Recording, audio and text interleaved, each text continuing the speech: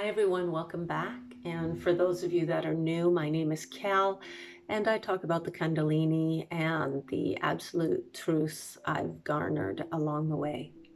So this video is about doing the Kundalini and then hitting rock bottom.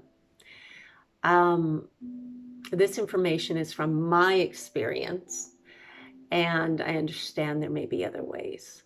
The Kundalini itself is about creating imbalance in energy in order to anchor to the earth and form the energetic bridge that's needed to connect back to the Father Force. But because the high levels of vibration cannot be maintained, you end up hitting rock bottom because you've lost the ability to balance all the quadrants of the circle. And if you want to know more about the quadrants of the circle, you can join the webinar, which there's a link in the description below. I've been struggling to restore balance for many years now. So again, shortly after doing the Kundalini, or over time after doing the Kundalini, because for me, I crashed again and again and again, trying to go back to the old life, trying to make a new life, not focusing, not balancing. Um, Another thing about doing after the Kundalini is you may find that your life begins to fall away. And this is primarily because your focus on what you thought matters has shifted. And so the desires for it has melted away. Remember, everything is vibrational and our focus attracts. And there are other aspects to this as well, but they're much smaller and too difficult to talk about. So I'm going to assume that we have full responsibility over our lives because we do, and because we chose our journey. So I was doing the Kundalini without knowing it. And because I was doing it because primarily life seemed so unsatisfying. And I began the search for more, the search for sustenance, the search for something that would fill me with the kind of juice that I needed. And because I know that when we look out into the world, life can seem so flat, and with everyone rushing around to earn money and buy things, and I know things are important, but also, how rich are those external things anyways, and how fulfilling are the experiences interacting with them. I remember a few years back being at an event, well, quite a few years back, where the host of the event offered a trip. We could purchase this trip to fly to a place where silver is minted so that we could lay our hands on the money. And I thought, wow, what's that going to achieve? Where's the depth in that? I mean, what does our spirit derive from this experience? So spirituality is invisible and it resides within all things, whether it's recognized or not, it's still there. Of course, when we're talking about spiritual centers, sometimes they can seem flat too. Leaders might appear shallow, repetitive, vague, preoccupied, or just wrong, or over-focused on funding. Spirituality is a business and there are levels of focus to it. And when we understand how these service centers function, things come into better focus because the world out there is forever screaming for help, and it's difficult to reach all of them without funding. So I understand where the centers are coming from. There's a lot of people even working at those centers that are not spiritual at all, but they do a lot of good in the world. And again, the spirituality within is not recognized, and they're really focused in the here and now of everything. And boy, the world really needs those people. So yeah, I tried spiritual centers and everything, and then I couldn't find the answers I wanted. So that was another reason I went within to find what is the truth for me. and I found the truth for me and the truth for all. Um, because most importantly, the most local spiritual center lives in you. And the connection to it, your connection to it, is your top priority. However, uh, you're a physical being as well as a mental being, and these two sides of you, the physical and the mental, are intrinsically linked. And on this planet, you can't have one without the other. You really can't function uh, unless these two are really in balance. And we see a lot of great people die from disease, and this is because they couldn't find the balance. They got too involved in the mind and they overworked, and it couldn't be balanced to um, their physical body and the other quadrants of the circle. We can't choose one over the other, or life becomes unbalanced. So a good thing to remember is that we'll be going back to source regardless. So stay in this physical life and finish the lessons so that you don't have to cycle again. And I know my biggest challenge with this life is being able to live in it. So I'm on that path, as well as probably many others. I also feel that there are a variety of reasons that contribute to the search for absolute truth. At least these happen to me. Sometimes we get locked in survival mode, and survival thinking becomes a perceived unchangeable way of life. So our mind transcends to another plateau because we perceive we can't control this one. And I really believe that was part of it as well. Also, when we don't join in social circles, either because of fearful thinking about not being able to do what is expected, or I think even worse, the expectation of being bored, or having to do what the group wants, or feeling like we just can't truly express in that environment, that certainly contributed as well. And I think also feeling shame. Shame is kind of a big one. Um, so we have to, when that shame feeling comes, we have to remember why we're here. We're all here doing the same thing. We're all here harnessing the mind. We're all here bonding to our centers, building that relationship to extend outward from that point. And this takes form. We see this in a variety of ways, or we actually don't see it, but it's happening with everyone all over the globe. Also, I really feel getting into meditation, that discovery became an addiction with me as well. This new land, this new place. Wow, fantastic. I didn't know this, I didn't know that. The discovery, I mean, you can really let go of this physical world. So, I mean, really let go. Like, if I did not have a daughter, I would really be living on a mountain with monks and, disintegrating the body and, and reformatting it and all of this. I was quite into that idea back then. Also, I think imposter syndrome and insecurity also, which arises from ego. The ego was never meant to rule us. The ego, when it does that, is a beast that needs to be dummied down. But when it's tamed, it's a good pet that helps us. It's not something to do away with. The ego, it's healthy to have an ego, but like all things, it has to be in balance. So whatever the reason was, divine discontent was the result, and the inward quest to know began. But again, life is all about the circle, which is a balance of energies. And when we are doing the Kundalini, many quadrants end up getting ignored a lot of the time, as focus gets locked. And when the focus gets locked for long periods of time, discontent with the current norm grows to the point that we are only looking inward, and we begin to let go of the outward world. This can be good and bad in some ways. I mean, there's no judgment. I'm just explaining my thoughts and what happened to me and how I kind of feel about it looking back. So finally, The next stage is if you don't rebalance, and rebalancing's hard, it's hard to even know about rebalancing, rock bottom comes.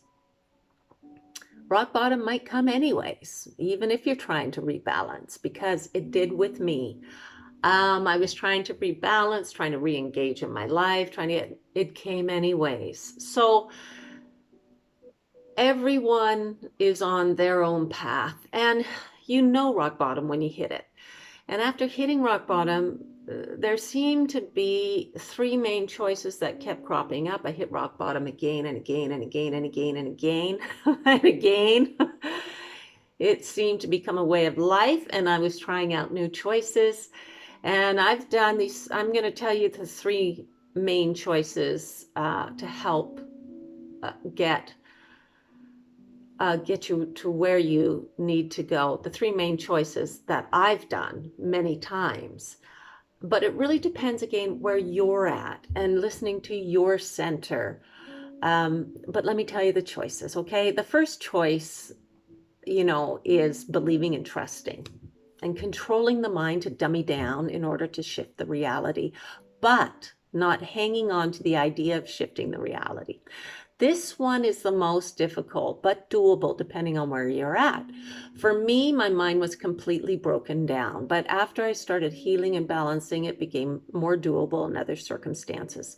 In the situation of hitting rock bottom, the main thing here with choice number one, believing and trusting, is that normally there will be no perceived choices available, and then the one choice will arrive in the very last hour. And when it does, because there are no other choices, you need to go with it. If you don't go with it, further breakdown happens. Further trying to get back into life in the same old way might not form for you. It didn't for me. This means the mind must allow the change to happen, even if it doesn't like the perceived direction it's going in. This is the hard part. So help comes in many ways, through context, from impulses from within, which cause inspired action in your part, through obscure forces unseen because the dark mother brings it to you. But again, not until the last hour. And sometimes even, the final minute. The main issue I had with choice number one is that in the beginning, I was never happy with the form that it arrived in. But after taking the leap, because there are no other choices, the outcome almost every time, I think every time, the outcome is not the one that the mind expects because you've gone into the unknown. The mind is so limited. The mind has to learn to let go of expectation or running ahead of itself. It is only the administrator and needs to be quieted until the commander, your center, reveals the direction. This is why controlling the mind's focus is so vital. You must tell it what to think. Like I think some monks say, you must give it a banana. Your mind is like a monkey that you must give it a banana. I thought that was a really good analogy because it's childish and it just needs something to focus on. So you need to tell it what to think. You really have to let go after in order for the force to take you as well. And of course, this is hard, but the more you do it, the more you begin to understand it in some strange way, understanding without understanding. And then the more you enjoy the ride, because life is not stagnant. It's not meant to be stagnant. Life is the great ride. And even though you are in a place,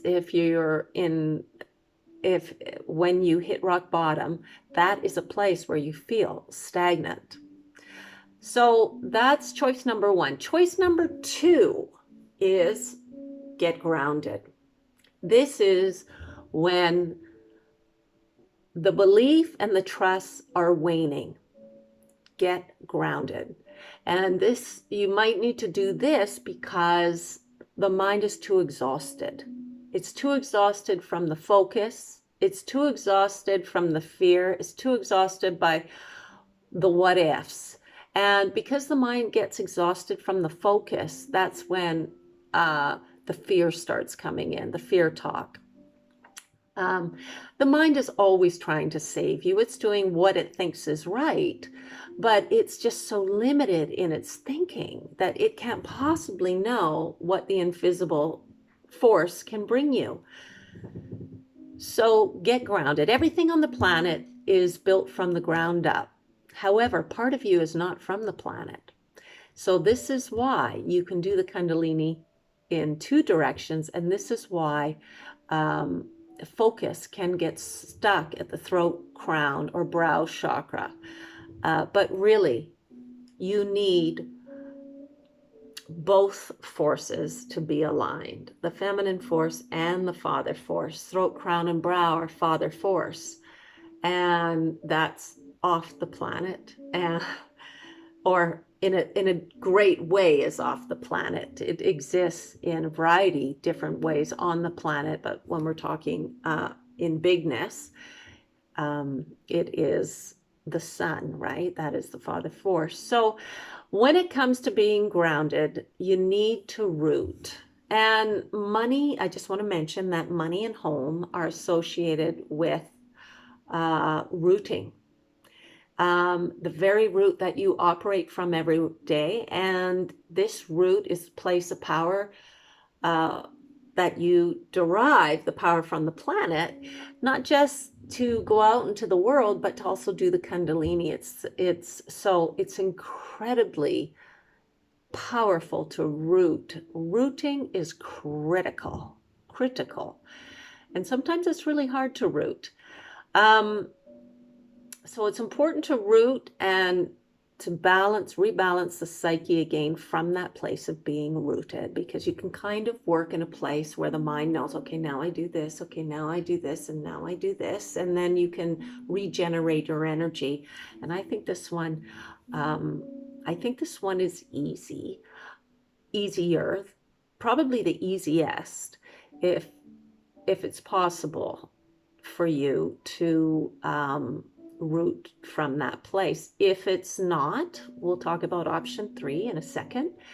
Because if you don't root, the crash continues. And when the crash continues and continues, the pelvic floor begins to exhibit dysfunction and hip issues, among other things, a ton of things. I went through all of this. And because the physical is hardwired to the mental.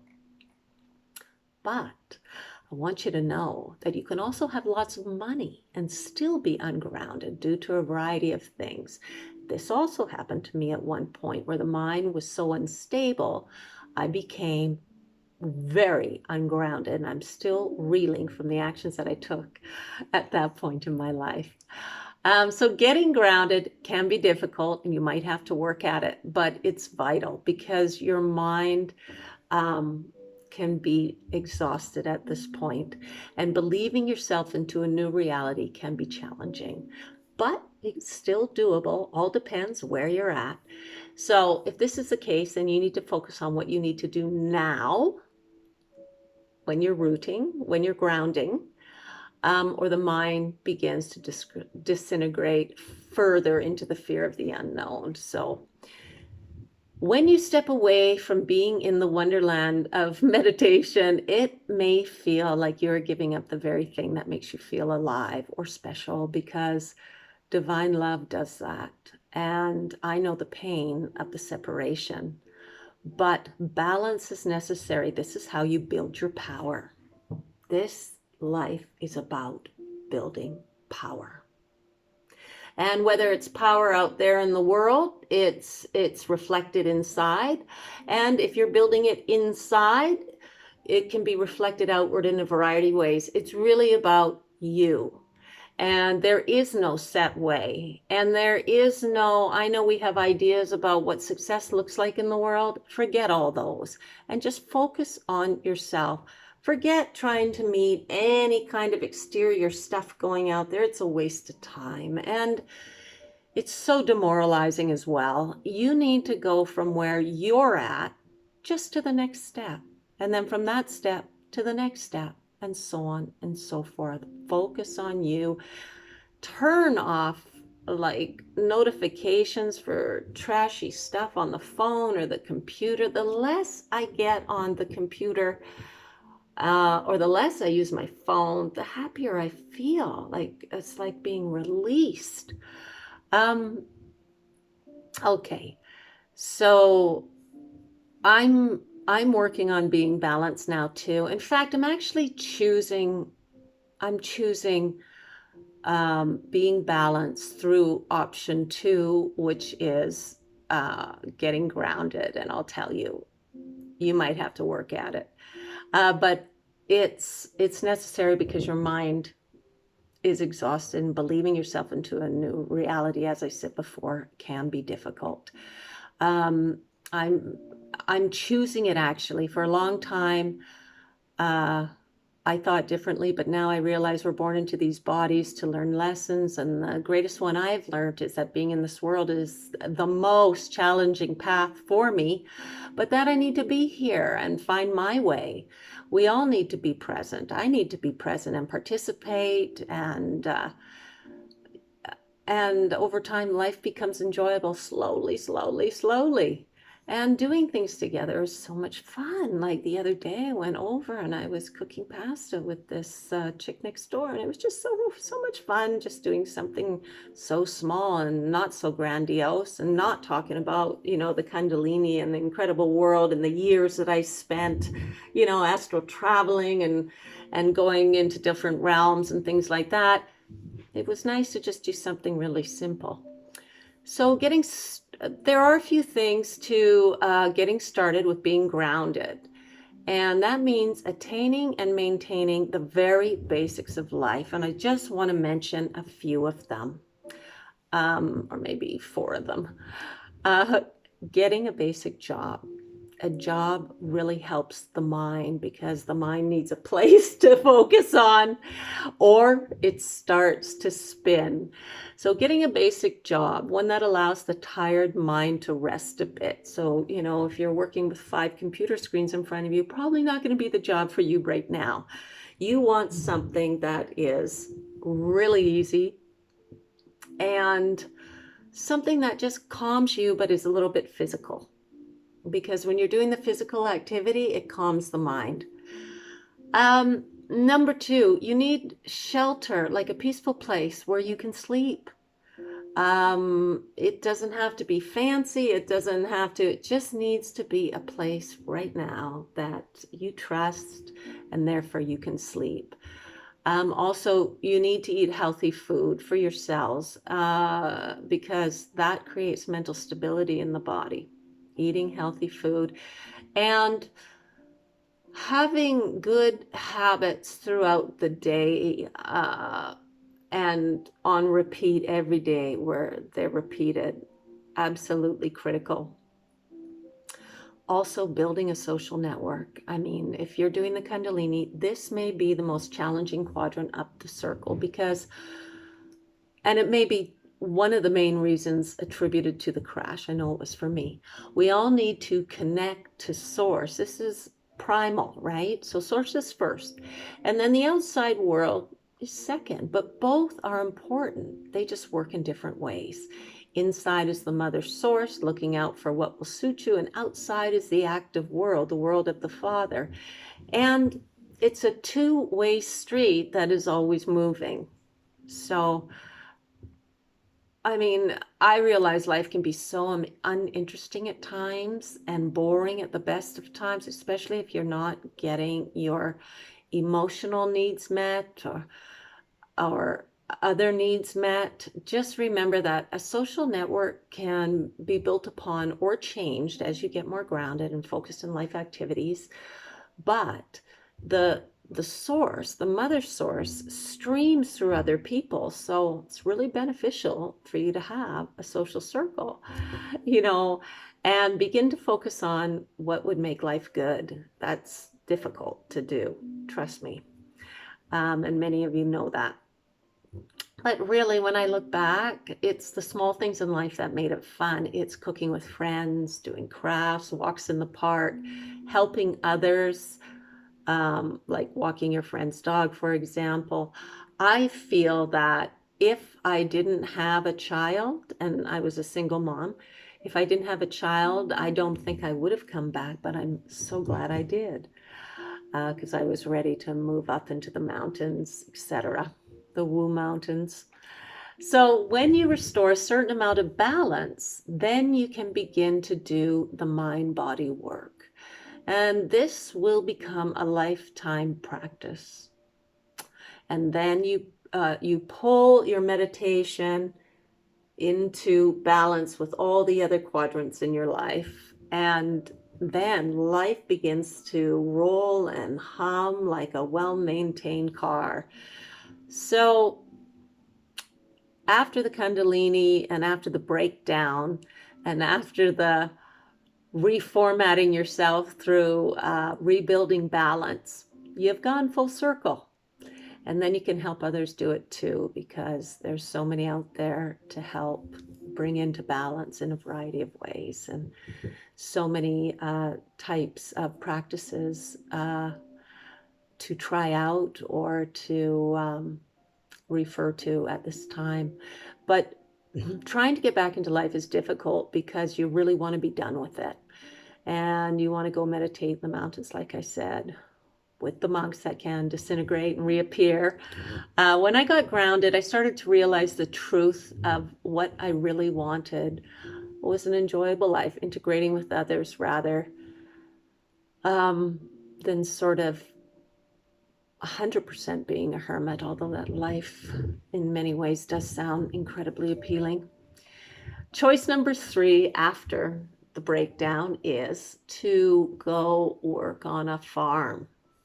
And that's what I'm doing. So if you're killer burnt out and you didn't maintain your balance and became either confused, suicidal, or so far down that you just can't get back up, working on a farm could be the answer. Being outdoors, being around animals, and having daily tasks that need you will make them habit forming, so that you have to do them every day, all the time. And the mind will quiet itself as the body gets moving again. And, when this quietness starts to happen, you naturally start to become happy as your body begins to balance. Kind of crazy, but it actually just starts to happen on its own. It's the mind that takes us so far out of balance through its comparisons, its false desires, its desire to be loved or to be cherished or to be recognized, or it's a plethora of things, the way the mind gets going. We're here to participate in life, and good daily routines will strengthen the mind body, and this takes time. But nature is the way. She is, after all, she is the great healer. Now, if you're interested in the webinar, it reveals the overview of how you relate to nature, Earth, the cosmos, the cycle and its quadrants, and beyond. And there's a link in the description. Other than that, we must train our minds to be unafraid, to let go of uncertainty and love. And love when we don't know where the path ends. The mind is so nervous and it wants to control everything in order to feel safe. But when we let go as a habit, something strange takes over and a beauty happens, a serendipity kind of beauty happens. But the cycle of life is created by balance of things that are necessary for the quadrants of the mind body to develop. So we are learning to trust, learning to find and balance these quadrants. Again, to learn about the circle of life. I'll be talking about that in the webinar. But those are my 3 choices. When complete rock bottom hits, those are the 3 that I have done over and over again. And there's a lot to say about this topic, and we've only touched on it here. So I hope you got something from this video, and take care, and I look forward to seeing you next time. Bye for now.